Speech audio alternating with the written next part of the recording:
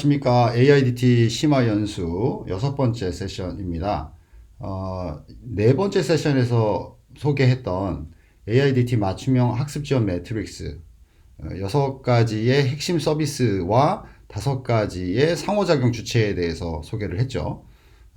그래서 이번 세션부터는 그 여섯 가지의 핵심 서비스를 중심으로 그 다섯 가지의 상호작용 주체가 어떻게 구성되어야 하고 그 내용들이 어떻게 교육학적으로 재해석되는지에 대해서 좀 알려드리려고 합니다. 그렇다고 하면 이런 내용들을 바탕으로 해서 우리가 AIDT와 같은 새로운 테크놀로지에 대해서 보다 교육학적으로 적절한 방식으로 이해하고 접근할 수 있겠죠. 그래서 학습 진단 영역에 있어서 서비스에 있어서 학생 교사부터 시작해서 학생 자신까지 상호작용 내용들을 좀 살펴보도록 하겠습니다. 당연히 두 번째, 일곱 번째, 다음 세션이요. 세션 일곱 번째가 되겠죠. 거기서는 당연히 학습 진단 이후, 학습 진단 첫 번째 서비스고, 두 번째 서비스, 맞춤형 컨텐츠를 보게 되겠죠. 예, 좋습니다. AI 디지털 교과서가 제공하는 학습 진단 내용들을 보면, 이제 학습 전후, 그 다음에 학습 과정에서의 성취 기준, 학습 현황에 대한 어떤 진단 분석들이 있고요. 그 다음에 그 결과를 바탕으로 해서 학습 경로, 그 다음에 필요한 또는 맞춤형 콘텐츠의 제시, 뭐 이런 것들로 구성되어 있겠죠. 그런 서비스에 해당됩니다. 그래서 학생과 교사 간의 양질의 상호작용을 통해서 교사는 학생의 참여 정도, 협업 정도. 그래서 AIDT가 제공하는 데이터가 양적인 측면뿐만 아니라 질적인 것들까지 모두 포괄하고 있다면 좋겠지만 아마 부분적일 거예요. 그렇기 때문에 우리 교사들은 관찰을 통해서 그 다음에 학생들이 어떤 산출물을 통해서 학생들의 교실 생활, 학교 생활 뭐 이런 것들을 좀 면밀하게 보면서 학생의 참여 정도라든가 협업 정도, 정서 분석 등 같은 질적인 학습 데이터에 대한 이해, 분석, 해석들이 필요합니다. 이걸 바탕으로 해서 효과적인 교수학습 전략을 개발할 수 있겠습니다. 학습 진단에서 핵심은 형성평가다 이렇게 말씀드릴 수 있어요. 형성평가는 formative assessment죠.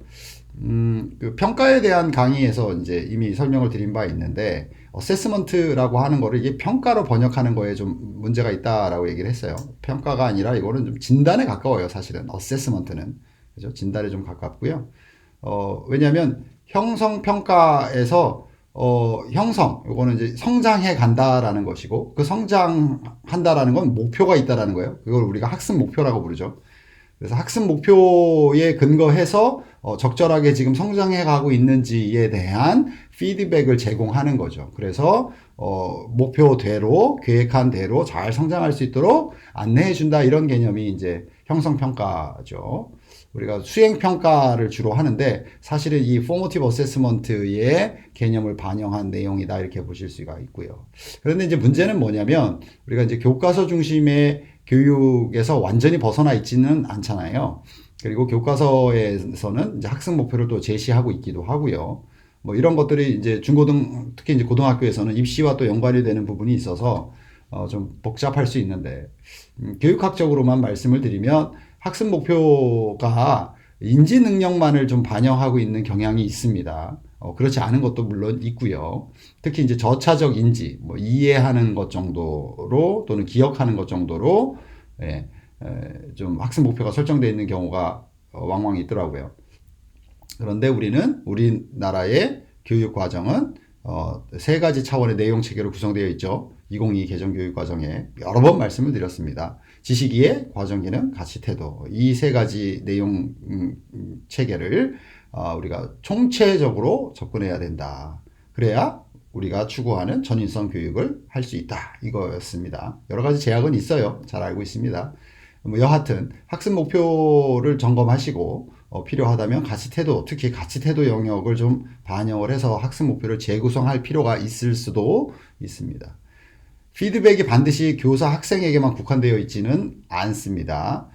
다양한 그러니까 학습에 성장해가는 과정에서 영향을 미치는 모든 요소들이니까요. 또래 학생이라든가 또 우리는 AI 이 심화 연수에서 다루고 있듯이 AI를 포함한 이 상호 주체를 고려하는 거죠. 그러니까 학생과 학생 자신과의 자기를 성찰할 수 있는 기회를 제공하는 것도 아주 효과적인 피드백이고 형성평가에 해당된다라는 거예요. 피드백은 상호작용이기 때문에 학생의 역량 지표, 또 학생의 자기주도 학습 역량의 변화 등 학생들이 교사와 교수법 그리고 학생 내용에 대한 어떤 피드백을 하는지에 대한 분석과 해석이 수반되어야겠죠. 형성평가는 교사, 학생, 교수, 학습에 대한 상호 피드백에 해당됩니다. 피드백은 상호 피드백입니다. 그래서 나의 교수 전략이 적절하였는가, 효과적이었는가를 학생들의 관찰을 통해서 또는 학생들의 피드백을 직접적인 설문조사를 해볼 수도 있겠지만 그런 방법도 있고요. 그런 방식을 통해서 내가 피드백을 받는 것이기도 합니다. 그래서 이 형성평가의 과정은 투명하고 공정해야 합니다. 그래서 루브릭 강의에서 강조를 했었죠. 사실은 루브릭을 과제 시작할 때에 함께 만들거나 또는 이미 만들어 놓은 루브릭을 학생들이 충분히 이해해서 성취 기준, 학습 목표에 대해서 분명히 자각할 수 있도록 도와주는 작업을 해야 되는데 이 루브릭을 제공하지 않는다거나 루브릭을 만들어 놓고 공개하지 않는다던가 또는 루브릭을 과제를 다 수행한 후에 공개를 한다던가 이것은 루브릭에 대한 루브릭 그 강의 다시 보시면 F에 해당되죠. 네, 낙제입니다. 그렇게 만드는 루브릭은. 예, 좋습니다. 학습 진단에서 이 맞춤형 학습 지원은 바로 교사의 개입으로 제가 재해석을 했었어요. 그죠? 교사의 개입은 teacher intervention이고 그런 형성평가 또는 학습 목표를 향해 걸어가는 그 도상에서 적절하게 개별 학생들에게 피드백을 제공하는 방식으로 그야말로 잘 성장할 수 있도록 방향을 잡아주기도 하고 응원을 해주기도 하고 필요한 자료를 제공하기도 하고 이런 식으로 해서 하는 행위를 우리가 교사의 개입 또는 teacher intervention이라고 합니다. 근데 개입이라고 말하면 뭔가 자율성을 침해하는 듯한 부정적인 의미로 사용되기 때문에 좀 애매하긴 하지만 teacher intervention을 하여튼 교사 개입으로 일단은 번역을 했습니다. 맞춤형 학습 지원을 위해서 이 학습 진단은 곧 교사의 개입을 통해서 일어나는 것이기 때문에 우리가 왜 그러면 이걸 하느냐 궁극적으로 각 이제 교과별 특성도 있고 학습 목표의 어떤 구체성에 따라서 약간의 조정이 있긴 하지만 궁극적으로는 자기주도 학습 역량을 기르기 위함이죠. 그죠? 그래서 자기주도 학습 역량, 그러니까 이 수업을 통해서, 이 과제를 통해서 개별 학생들이 얼마나 자기주도 학습 역량을 길러가는가가 궁극적인 평가 내용인 거죠. 그리고 자기주도 학습 역량을 기르게 하기 위해서 우리는 성취 수준을 조절할 수 있어야 되고, 그죠? 그것을 하기 위해서 학습 현황을 잘 파악해야 하겠죠. 이해되시죠? 거꾸로 학습 현황을 파악하고 성취 기준을 조절하고 그 다음에 자기주도 학습 역량을 길렀는지 점검한다. 이렇게 되면 절대로 자기주도 학습 역량을 극소수의 아이들만 기르게 되겠죠. 대부분의 아이들은 기르지 못하겠죠. 왜냐하면 우리가 설계하는 수업이 수업 평가의 내용이나 흐름이 학습 현황 파악하고 성취 기준에 맞춰질 테니까요. 그래서 그걸 뒤집어 놓으라. 플립드 러닝 하셔라. 또는 거꾸로 학습의 관점에서 그리고 이것을 우리가 역방향 설계라고 했어요. 우리가 추구하는 학습 목표가 분명히 무엇이고 그것이 성취되었다고 평가할 수 있는 기준은 어떻게 만들어져야 하고 또는 루브릭을 만들어야 하고 그걸 바탕으로 해서 수업을 설계하는 것을 우리는 역방향 설계라고 알고 있습니다. 맞죠? 자, 하나하나 살펴볼게요. 자, 먼저 학생과 교사의 상호작용입니다. 두 번째는 학생과 학생의 상호작용이에요. 그죠? 그 다음에 학생과 컨텐츠의 상호작용. 이 부분을 유의 깊게 봐야 되겠죠. 경우에 따라서는 우리가 학생 상호작용을 중심에 해서 우리가 수업과 평가에 대한 설계를 할 수가 있겠고 교수 전략을 수립할 수가 있을 거예요. 또 경우에 따라서는 이 5가지 상호 주체에 대해서 종합적으로 또는 총체적으로 더 나아가서는 총체적으로 접근하는 방식도 필요할 수 있습니다. 먼저 학생 교사 상호작용 보시면 내용, 요게 핵심 개념이겠죠. 우리가 상담 지도를 왜 하냐는 거죠. 그러니까 의무적으로 한 명씩 상담 지도를 해야 되니까 한다. 그러면 이거는 교육 목표가 없는 거잖아요. 자, 우리가 추구하는 가치가 무엇인가? 우리는 무엇을 위해서 이것을 하는가라고 하는 것을 설정하는 거. 역방향 설계에 근거해서 우리가 하려고 하는 건 맞춤 환류, 피드백을 제공하기 위해서예요. 그죠?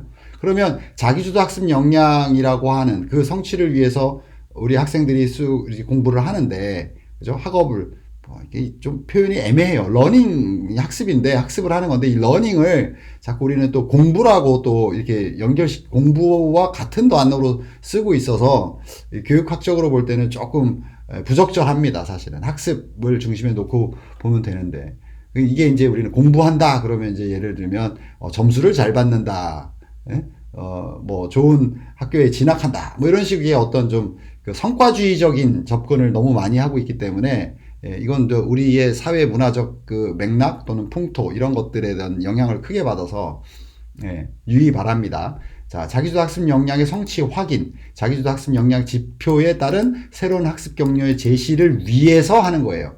그것은 자기주도 학습 역량을 길러주는 것이기 때문에, 그래서 거꾸로 내려와야 된다라고 말씀을 드렸고요. 그래서 맞춤 피드백을 제공하는 것이 우리 교수 학습의 목표이고, 그것을 위해서 성취 기준에 따른, 그 다음에 학생의 학습 과정에 따른 우리가 피드백을 제공해야 하는 것이고, 그것을 위해서 상담 지도를 하는 것이다, 이렇게 얘기할 수가 있겠어요. 내용을 보시면 그러한 의미로 정리를 했습니다.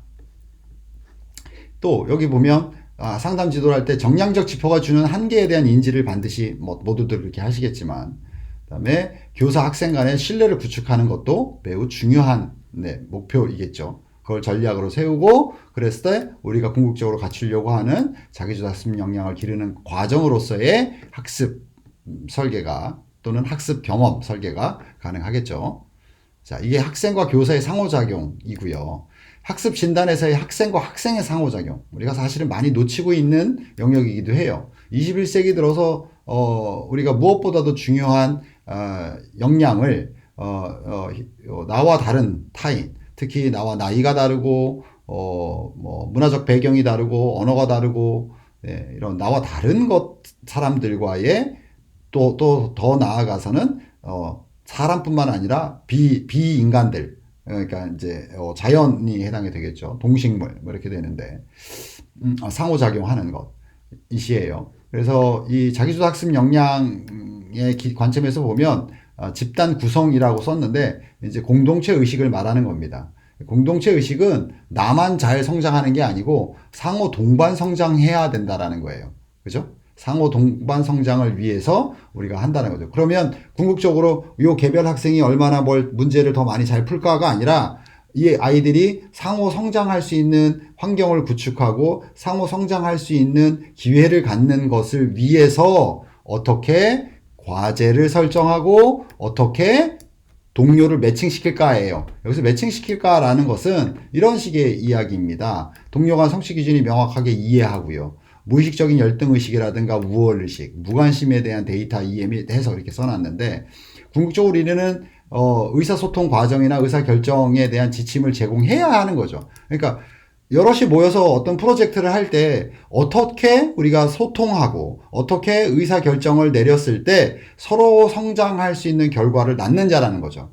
과제를 마침으로써 점수를 얼마나 얻을까, 이거는 하나의 결과물인 거잖아요.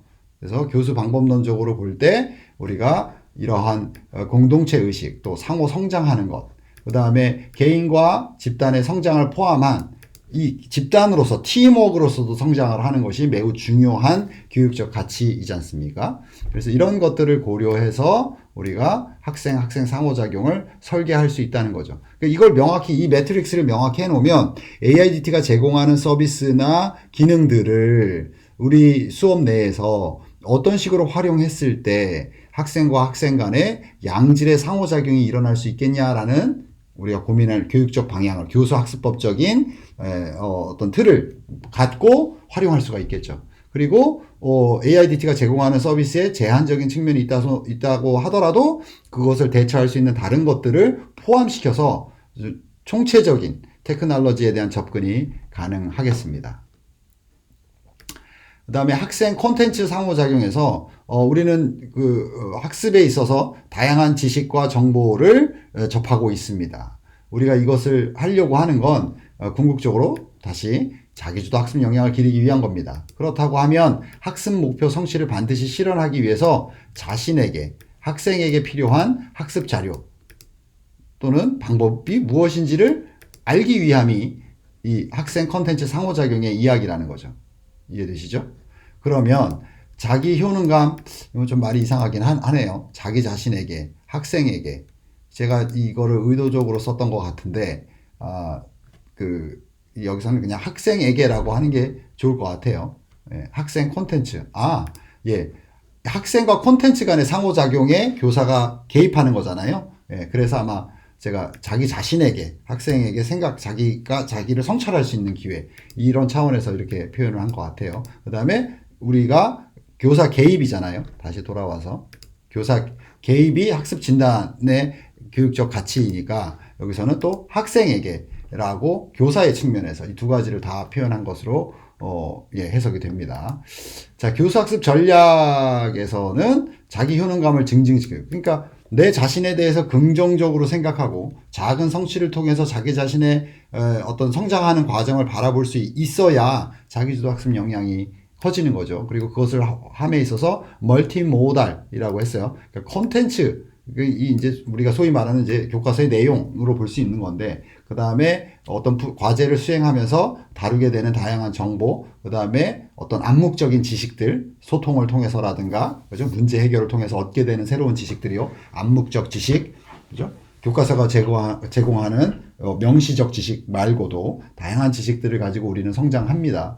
그럴 때 그것이 자기 효능감을 증진시키는 결과를 낳게 하려면 자료를 어떤 자료를 제공해야 되는가. 그래서 멀티모달은 아시죠? 다양한 시각적인 거, 청각적인 거, 어떤 촉감적인 거, 뭐 이런 다양한 멀티미디어의 기본이에요. 그래서 문자로 되어 있는 거, 이미지로 되어 있는 거, 영상으로 되어 있는 거, 애니메이션으로 되어 있는 거, 그 다음에 사운드나 오디오를 좀 중심에 놓은 컨텐츠라든가 이런 것들 다 포함하는 거죠. 그래서 다양한 모드를 제공하는 것을 말합니다. 필요에 따라서는 또 개발이 필요할 수도 있어요. 그죠? 학생들의 상황에 따라서.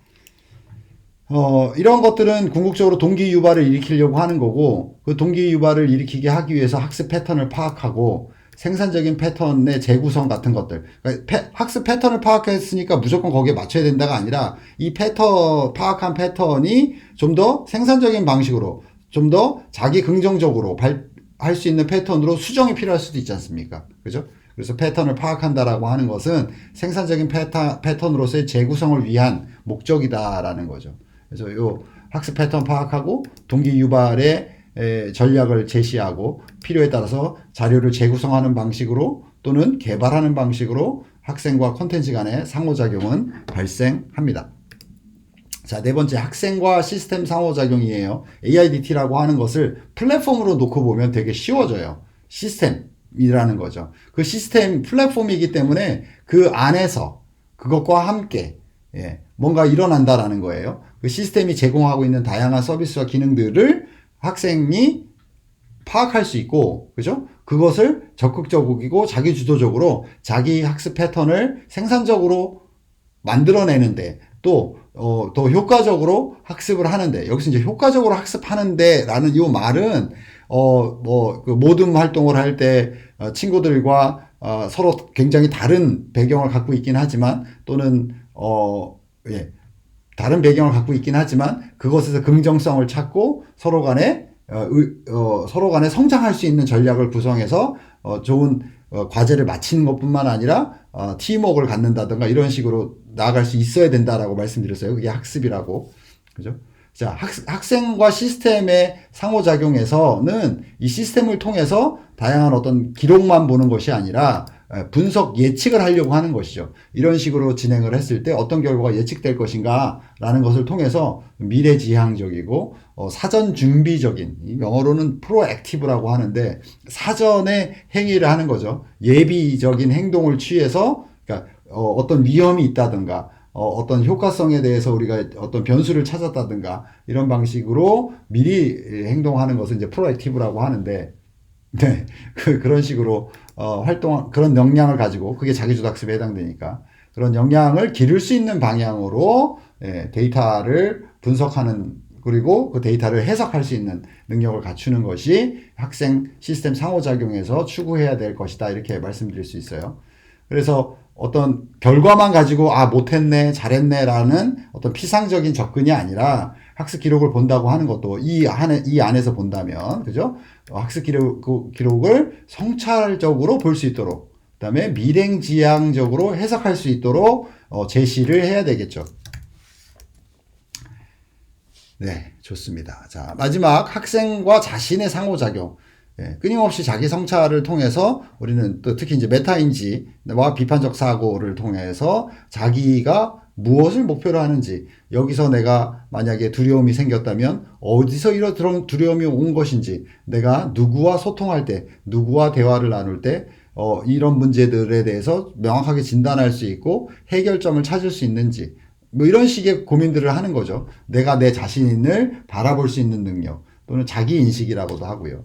우리는 자기 성찰이라고 교육학에서는 말하죠. 그래서 궁극적으로는 학습 진단 결과와 자기주도 학습 역량과의 상관관계를 이해하고 보상 체계를 설계한다라는 거예요. 여기서 이제 보상이라는 말이 뭔가 좀 부정적인 의미로 사용될까봐 좀 우려가 되기는 하는데, 여기서 자기 보상이라고 하면 내가 나에게 주는 보상이니까 내가 뭔가를 열심히 하고 거기에 따른 어떤 뭐 이런 거 있잖아요. 뭐 이번에 몇 등이 올라가면은 어떤 선물을 사줄게, 이런 얘기가 아니에요. 그렇게 이해하시면 안 되고 이런 식의 학습 목표 성취와 자기주도 학습 역량 간의 거리를 이해하는 거예요.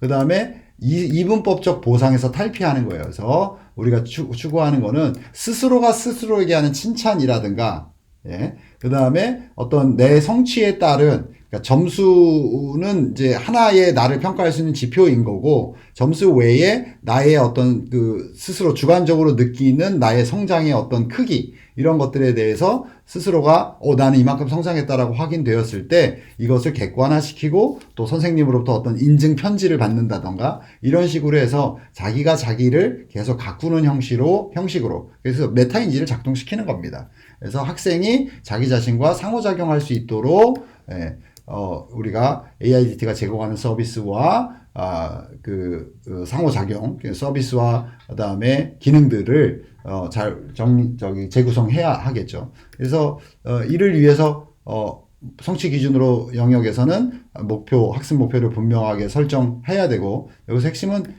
재설정입니다. 재설정. 학생의 입장에서 또 학생이 충분히 이해한 가운데 교과서에서 제시하는 학습 목표가 있고, 그것을 내가 재해석하고 나의 학습 목표로 바꿀 수도 있고, 그러면 거기에 따른 자기의 학습 전략을 짤 수 있겠죠. 이런 식을 통해서 자기주도 학습 역량을 길러가는 거예요.